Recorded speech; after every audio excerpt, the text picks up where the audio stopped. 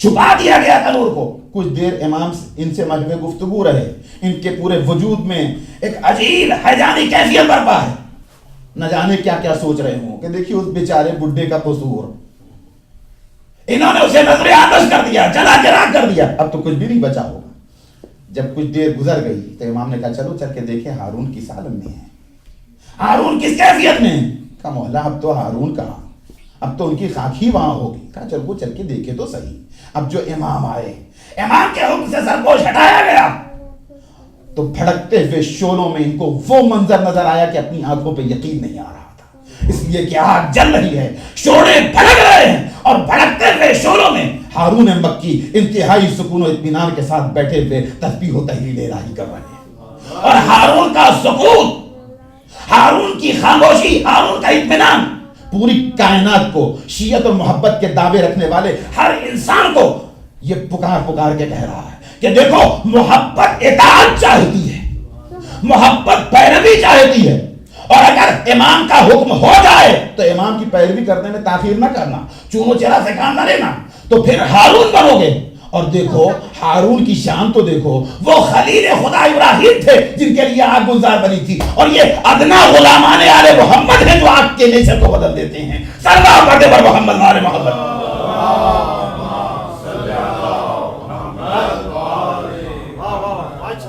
ایک اور سلوات پڑھتے سے بہتر انداز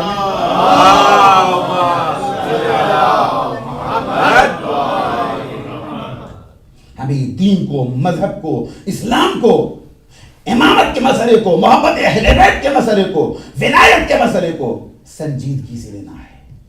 یہاں صرف زبانی جمع خرچ کا معاملہ نہیں ہے, بلکہ بات عمل کی ہے.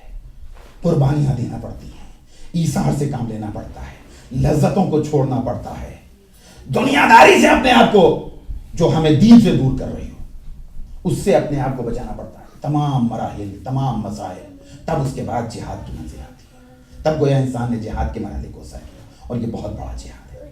عزیزان محترم, ہمیں اپنے آپ کو, سب سے بڑا فریضہ اس وقت عائد ہوتا ہے اہل بیت اور قرآن سے تمسک کے ذیل میں کہ اپنے آپ کو اپنے امام کے نصرت کے لیے آمادہ کرنا ہے. یہ بہت بڑی ذمہ داری.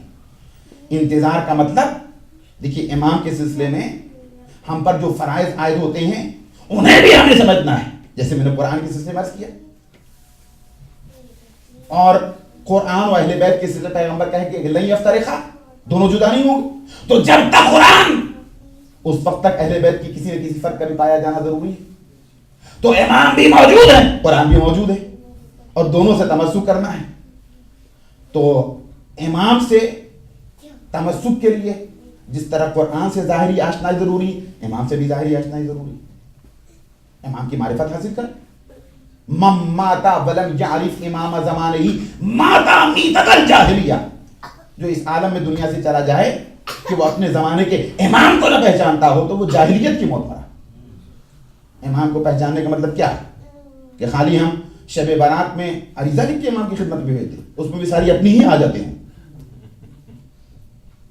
یہی امام کو پہچاننا نہیں. امام کے حسب نسب سے واقف ہوں, امام کے فضائل و کمالات سے واقف ہوں, امام کے سلسلے میں عائد ہونے والی ذمہ داریوں سے واقف ہوں, زمانہ غیبت میں ہم پہ کون سے فرائض عائد ہوتے ہیں ان سے ہم واقف ہوں. تمام چیزیں جو امام سے متعلق ہیں وہ سب معرفت امام میں داخل ہیں. تو امام سے تمسک اور محبت کا اہم ترین تقاضا یہ ہے کہ ہم اپنے آپ کو امام کی نصرت کے لیے آمادہ کریں. اور شیخ محدث قمی علیہ رحمہ نے, شیخ قمی نے اپنی کتاب میں امام کے سلسلے میں کہ ہم کم سے کم اپنے لگاؤ کو, اپنی وابستگی کو امام سے ثابت کریں, اس کے لیے 8 باتیں تذکرہ کی انہوں نے. سب سے پہلی بات تو یہ کہ ہم پورے وجود سے, پورے انہماک سے امام کے انتظار میں مشغول. انتظار کا کتنا الٹا مفہوم ہمارے ذہنوں میں آتا ہے. انتظار کا مطلب ہم سمجھتے ہیں ہاتھ پہ ہاتھ دھر کے بیٹھے رہنا, یعنی جب تک امام نہیں آیا تو کچھ کرنے کی ضرورت نہیں ہے. شریعت بھی سسپینڈ, دین بھی معطل, سب بالا, جب امام آئیں گے تو دیکھا جائے گا. یہ انتظار کا مطلب. آپ روزانہ بھی جو انتظار کرتے ہیں اسی سے نتیجہ نکال لیں. ایک مہمان گھر آنے والا ہے, کون میزبان ہے جو چین سے بیٹھتا ہے؟ میزبان کے آنے کی خالی خبر مل گئی ہے تو گھر میں تیاریاں شروع ہو گئی. گھر میں اگر کسی طرح کی سجاوٹ میں کمی ہے تو اسے مکمل کیا جا رہا ہے. کھانا کیا پکنا چاہیے اس کی فہرست بن رہی ہے. سامان میں کیا کمی ہے گروسری کی جا رہی ہے. اس کے بعد جیسے جیسے وقت قریب آتا جا رہا ہے, کبھی ٹیلی فون پہ ہاتھ جاتا ہے, کبھی موبائل اٹھا کے کان سے لگاتے ہیں, کبھی فلائٹ کا وقت دریافت کیا جاتا ہے, کبھی لیٹ اور رائٹ ٹائم ہونے کی بات سامنے آتی ہے, کبھی دروازے پہ جا کے ہم دیکھ رہے ہیں گاڑی آئی کہ نہیں, جن صاحب کو لینے کے لیے بھیجا ہے وہ رہ کہاں گئے, توجہ. انسان چین سے نہیں بیٹھتا ایک مہمان کا بھی گھر انتظار کر رہا ہو. تو سوچئے اس امام کا انتظار ہے جو پوری کائنات کو بدلنے کے لیے آ رہا ہے. پوری کائنات کو بدلنے کے لیے امام آ رہا ہے, اور اس انتظار میں ہم اپنے آپ کو نہ بدلیں اور چین سے بیٹھے رہیں. یہ انتظار کی کون سی قسم؟ پیغمبر نے کہا افضل اعمال امتی انتظار الفرج, کہ میری امت کے بہترین اعمال میں سے ایک عمل فرج آل محمد, ظہور آل محمد کا انتظار ہے. اس حدیث نے خود بتا دیا کہ انتظار بے عملی کا نام نہیں ہے بلکہ مسلسل عمل کا نام ہے, تحرک کا نام ہے, مومنٹ کا نام ہے. یہ اس حدیث میں تک امام کا انتظار. اور ہم امام کے سلسلے میں ہمیشہ محزون و مغموم رہیں, یعنی اس دنیا کو اور دنیا کی حکومتوں کو اور ان کے تسلط کو اپنا مقدر سمجھ کے قبول نہ کر لیں, خوش نہ ہو جائیں کہ چلیے یہی صحیح نہیں, کبھی راضی نہ ہو ان سے. امام کے موجودگی کے وقت موجودگی کی صورت میں ہم کن عظیم نعمتوں سے بہرہ ہوتے ہیں, اور ان کے نہ رہنے کی صورت میں ہم کن محرومیت سے دوچار ہیں. اس کا تصور ہم کو ہمیشہ رنجیدہ رکھے. عزیزو, جس کے طفیل میں کائنات خلق ہوئی ہے, جس کے طفیل میں باقی ہے, جس کے طفیل میں ایک ایک نعمت پہنچ رہی ہے, وہ ہو پردے میں, اور ہم خوشیوں کے ساتھ اپنی زندگی بسر کریں. تو ہم امام کے سلسلے میں اپنے کو محزون و مغموم رکھیں. اور اسی کے ساتھ ساتھ ایک فریضہ میں یہ لکھا ہے کہ امام کی یاد کے سلسلے میں, امام کے سلسلے میں صدقہ نکالتے رہیں برابر, امام کی سلامتی کا صدقہ. جیسے ہم اپنے کسی عزیز, کسی قریب, کسی دوست, کسی اپنے اولاد میں سے کسی کا صدقہ نکالتے ہیں, چاہے وہ دنیا کے کسی حصے میں نیت کرتے اس کے صدقہ نکالتے ہیں, ایسے ہی امام کی طرف سے. اور ایک اور عمل جو ہمیں امام کی یاد میں مصروف رکھ سکتا ہے, اس کی طرف اشارہ کیا انہوں نے. جیسے گزشتہ زمانے میں شیعوں کا اور دوستداران اہل بیت کا عام طور پہ طریقہ تھا کہ امام کی نیابت میں حج کرنے کے لیے جایا کرتے تھے. ہم پہ جو حج واجب ہے اس کو ادا کریں اور پھر خود جائیں امام کی نیابت میں حج کریں. خود نہیں جا سکتے ہیں تو کسی کو بھیجیں, وہ جائے اور امام کی نیابت میں. یوں امام کو ہمارے حج کی ضرورت نہیں ہے. امام سب سے پہلی وہ شخصیت ہیں جو حج کے مناسک و ارکان کو انجام دیتے ہیں. امام ہر سال حج کرتے ہیں, لیکن اس سے ہمارے جذبات محبت کی عکاسی ہوتی ہے. تو ہم امام کی نیابت پہ خود جائیں حج کریں, اور نہیں تو دوسرے لوگوں بھی جائیں. اور انہی فرائض میں سے ایک اور فریضہ بھی کہ جب امام کا نام خاص لقب کے ساتھ لیا جائے جس کے معنی ہے قیام کرنے والا, تو فوراً اپنی پیشانی پہ ہاتھ رکھو. چھٹے امام کا ارشاد ہے, اور اس امام کی تعظیم کے لیے کھڑے ہو جائے. پیشانی پہ جب ہاتھ رکھو تو یہ خیال رہے کہ ایک طرف یہ سر ان کے احکام کے سامنے جھک رہا ہے, ان کی اطاعت کے لیے جھک رہا ہے, اور دوسری طرف یہ خیال رہے کہ اگر قربانی کی نوبت آ گئی تو یہ سر قربان بھی ہوگا. اس طرح سے جب اس لقب کے ساتھ امام کا نام لیا جائے تو امام کی تعظیم میں اور امام کے اکرام میں کھڑے ہو جاؤ. یہ سارے کے سارے وہ امور ہیں, یہ ساری کی ساری وہ چیزیں ہیں جو ہم کو ہمارے زمانے کے امام سے وابستہ رکھتی. امام کہہ رہے انا, ہم سے خطاب کر کے, انا غیر محملین لمراعاتکم ولا ناسین لذکرکم. اے میرے شیعو, اے میرے چاہنے والوں, اے میرے دوستاروں, میں تمہاری یاد سے کبھی غافل نہیں ہوتا, نہ تمہاری خبرگیری میں کبھی غفلت کرتا ہوں. امام ہر وقت ہماری یاد میں اور آنسو بہاتے رہتے, خاص طور پہ اس لیے بھی کہ امام منظر عام پہ آ کر امامت کے فرائض انجام نہیں دے سکتے. زمان کبرا, غیبت کبرا میں امام بحیثیت امام کے لوگوں کے سامنے نہیں آ سکتے. یوں ملاقات ہو سکتی ہے, زیارت ہو سکتی ہے انفرادی طور پہ, اور ملاقاتیں ہوئی ہیں, زیارتیں ہوئی ہیں, علماء نے امام کی بارگاہ میں تشرف حاصل کیا ہے, اور کتابوں میں واقعات بھی موجود ہیں, علماء نے بھی, غیر علماء مومنین نے بھی. لیکن لوگ پہچان لے کہ یہ امام ہے اور امام منظر عام پہ آ جائیں, ایسا غیبت کبرا کے تصور کے خلاف ہے. ہاں, زمانہ میں غیبت صغرا جس کا تقریباً 75 سال کا عرصہ تھا, امام تو حقیقتاً غیبت امام کی ولادت کے بعد سے شروع ہو گئی.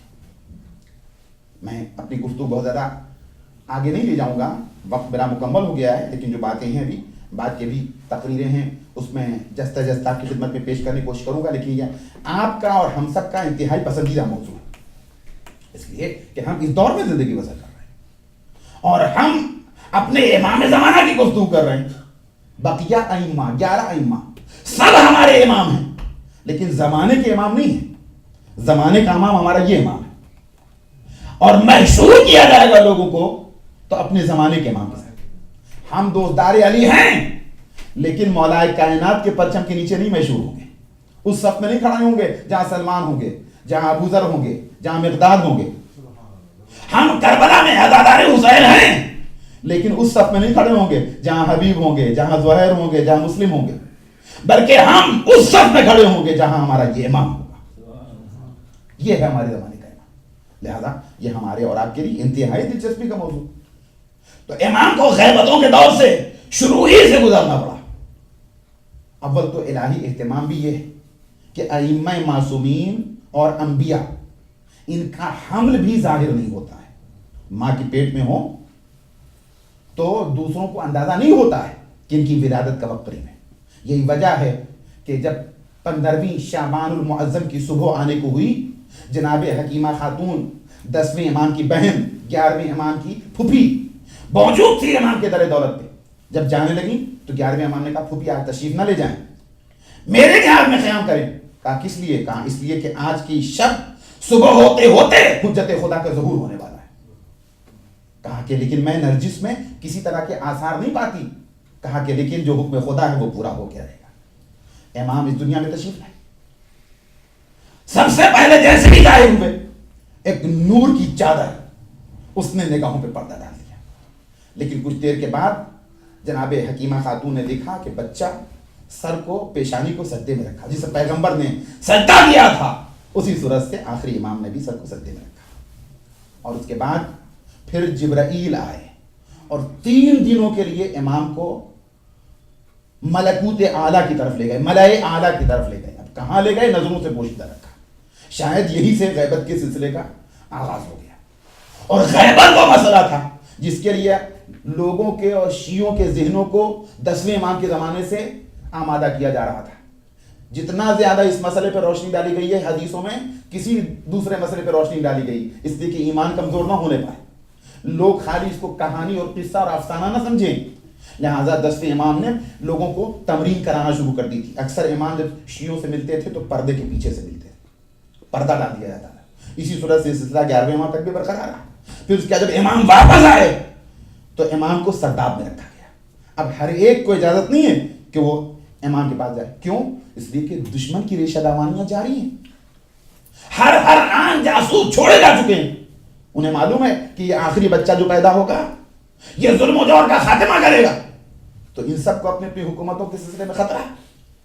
تو وہی ساری کوشش جناب موسیٰ کے سلسلے میں فرعون نے کی تھی یہاں کی آ رہی ہے کہ امام پیدا نہ ہونے پائے، اور اگر پیدا ہو گئے تو انہیں قتل کر دیا جائے. لہذا جاسوس عورتیں آ کے تلاشی لیتی ہیں، جائزہ لیتی ہیں. تو امام کو سرداب میں رکھا گیا. ہاں سخت مرحلہ ہے 11ویں امام کی، اس لیے کہ خبر کو چھپانا بھی ہے اور خبر کو بتانا بھی ہے. غور فرمائیں، چھپانا کس سے ہے؟ دشمنوں سے چھپانا ہے. بتانا کس کو ہے؟ چاہنے والوں کو بتانا ہے. چھپانا اس لیے ہے کہ ظالم امام کو غضب نہ پہنچائے.